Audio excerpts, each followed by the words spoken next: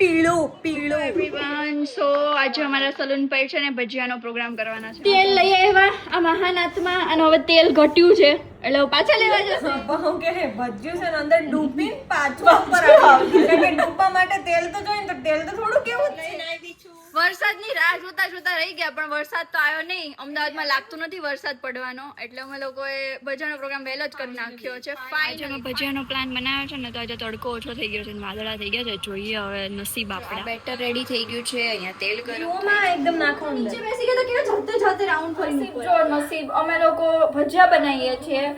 મસ્ત ભજીયા તળાઈ રહ્યા હતા અને આખું બોર્ડ જ બંધ થઈ ગયું. લાઇટ બંધ થઈ ગઈ બધું બંધ થઈ ગયું યાર. મારા ભજીયા મસ્ત જોરદાર બ્લાસ્ટ થયો છે એકદમ અને સગડી બળી ગઈ. ખબર નહીં શું થયું. હવે આટલા ભજીયા ત્યાં છે આટલું બેટર વધ્યું છે. હજી તો ચિપ્સ કરવાની હતી ખબર નહીં શું કર્યું. જોઈ ગયા બધા રાહ જોઈને ઊભા હતા ભજીયાની અને ખબર નહીં આ સગડીમાં ગઈ. હવે આ દીદી એક નજીક રહે છે તો એમના ઘરે અમે જઈએ છીએ ભજીયા બનાવવા માટે. જોઈએ હવે શું થાય.